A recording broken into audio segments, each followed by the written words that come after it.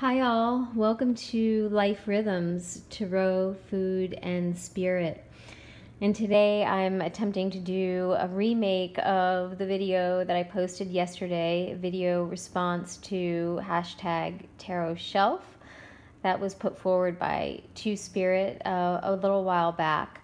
I was holding the camera in a difficult position yesterday, so I'm going to attempt to make a horizontal version today. It was having a really difficult time just living with that truncated vertical version, so let's just see what comes forward here today. So we are looking right now at my altar, one of the altars that I maintain, and that basically represents the card that I'm working with for the month. And for December, it's Temperance. And so I have cards from various decks out on the altar, as you can see, somewhat self-explanatory.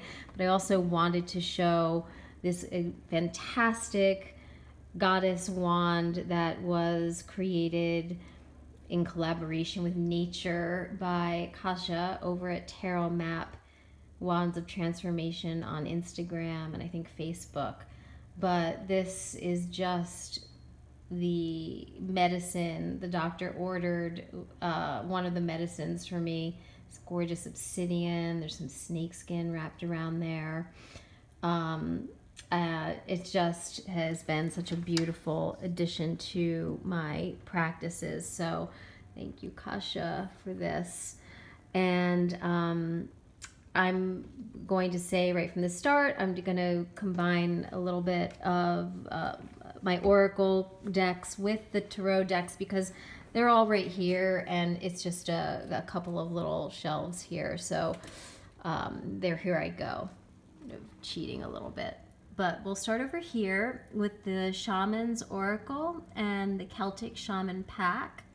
And these are two decks that are relatively recent acquisitions for me, and I've worked a bit with both of them, and they both definitely speak to me, but I just haven't found how they're going to weave into the work I'm doing right at the moment.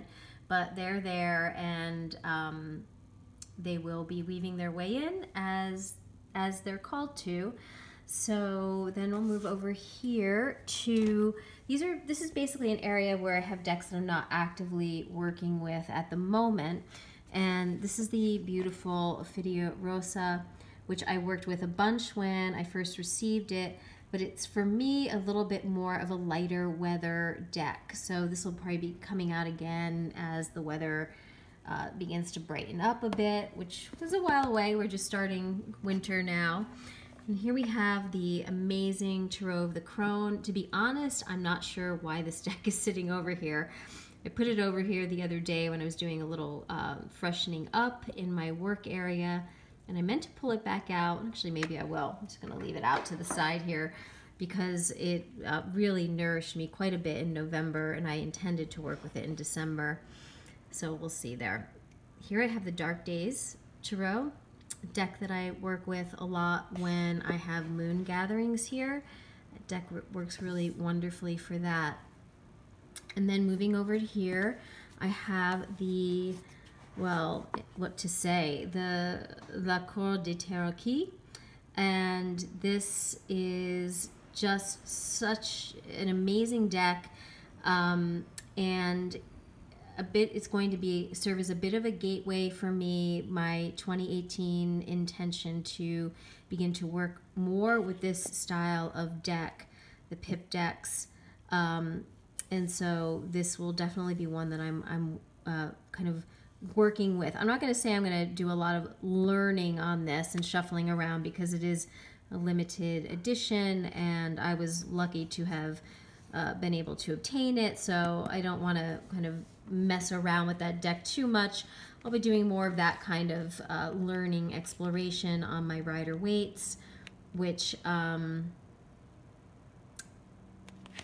are here. I have the Universal Tarot here, and then which I had a little rough beginning with, but then the Centennial speaks quite a bit more to me just a lot, much more lush in its imagery, coloring, the volume of it just has more volume, and so the images speak a lot more to me. So I'm sure this is going to be the one that I do a lot of work with.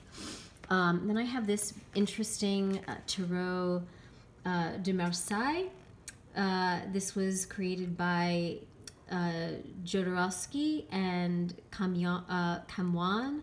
And this deck was of interest to me not just because of the imagery, which is so colorful and playful, but also because Jodorowsky is a filmmaker and my partner is a filmmaker, and so I just the connections there, it just drew me in. So that is a deck that I will also be working with more in kind of a learning capacity in the early part of 2018.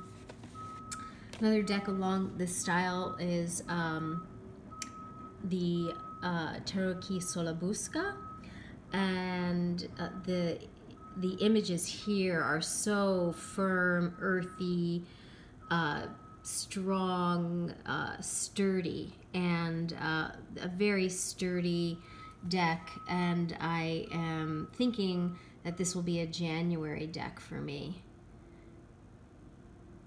Oh my God, just really, really amazing. The expression, the facial expressions on the cards here. I don't know if anyone's done a walkthrough of that. As I dig into it, then maybe I will consider doing that. In my little box here, I have Soul cards 1 and 2, the Antique Anatomy Tarot, which was of great interest to me. I have actually at this point I think all of Clara Goodchild's decks, and this one was of great interest to me because I am a little bit of an anatomist, I guess, and a body worker. So this yeah, this is a wonderful deck in that regard to me. And then over here I have in these bags, in this little bag, it's my small format Thoth deck, and then the large format Thoth deck. So I'm not going to pull those out because I have just still a little bit of difficulty with my hands. And then also along that line of that style of deck, I have the Hermetic Tarot here, which I worked quite a bit with early in 2017, and I put it down as a few other new decks came to me, but this is quite a maze for the eyes. This really draws you in. There's always something new to see in these cards, and rightly so, done in black and white, because if in color they think it'd have like a psychedelic effect on you. So that is my little tarot and a couple oracle box. Then up here I have some decks that I do work with a little bit more. Again, this is the Triple Goddess Tarot, and I use this again a lot for the moon circles or the women's circles that I have. This is a deck that really speaks to those in that environment. Oh my gosh, they're so wonderful. I used to pick one a week and work with that when I first started working with this deck, and I'm actually doing that right now with the Weaver's Oracle. So that was the way I started working with this deck, and it was really quite enriching. And then over here, the Oracle of Oddities 1 and 2 are in this pile here. For some reason, Claire says 1 and 2, rather 2 and 3, this is 2 and 3, that 2 and 3 go together but not 1. I think that's what I read, which I think is kind of strange. I think ultimately I'm going to put them all together. I don't really see a reason to keep them separate. I know that there are some duplicate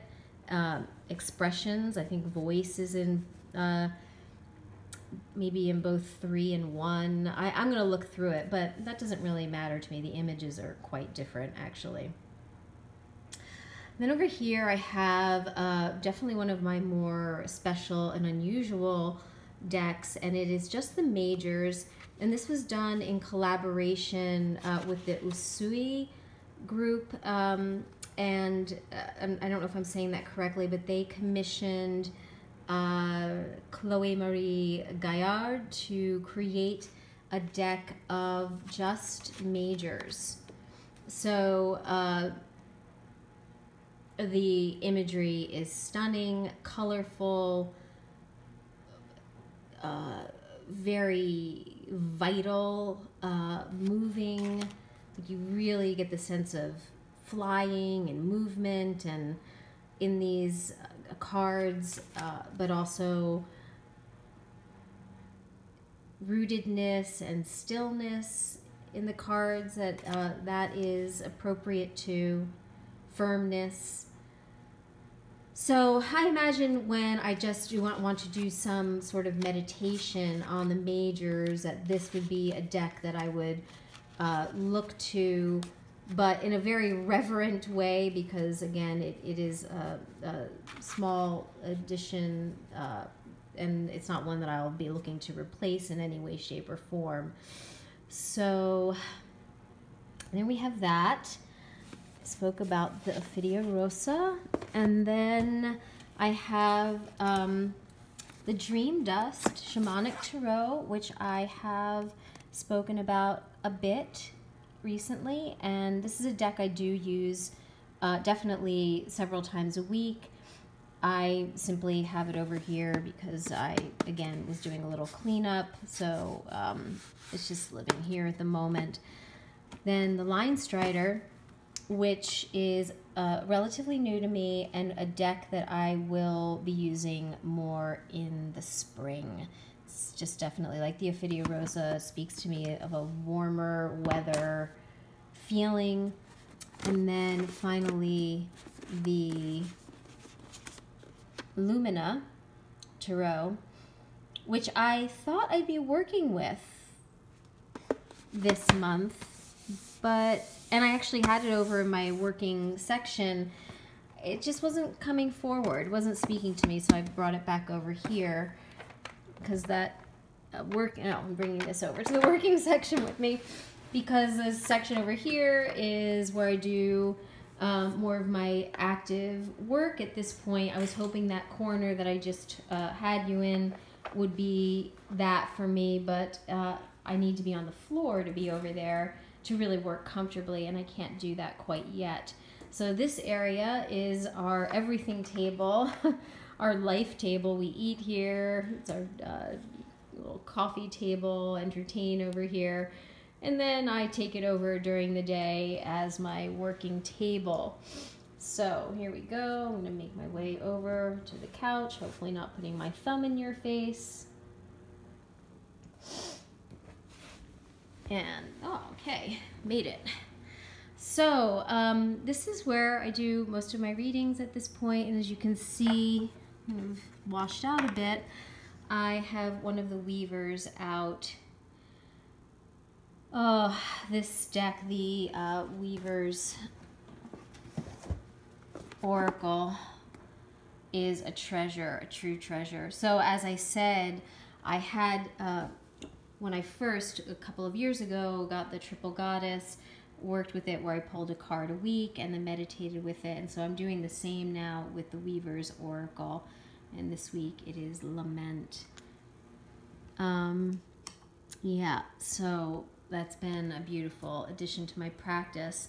And over here, I have the Compendium of Constellations and the Arcana of Astrology, as well as, oh, where did it go?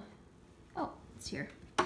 The first edition of the Oracle of Oddities.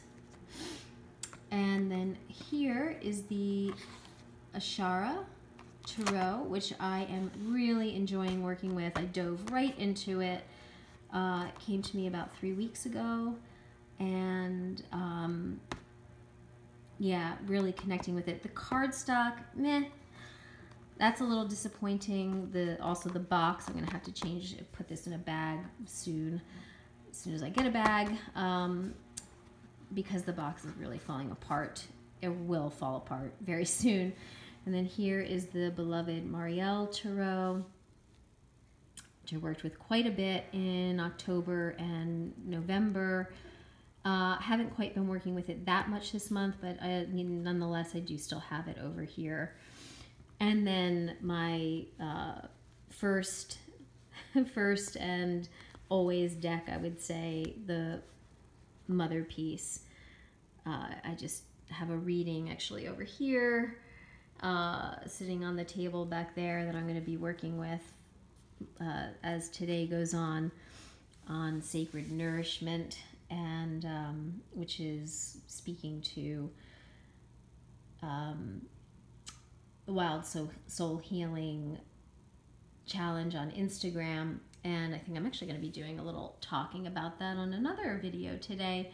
And then here you see two of Ivo Manas's beautiful skulls, and he came to me through Kasha over at Tarot Map. So and she came to me through Dance of the Soul Tarot Rose. So I love the weaving of everything together here.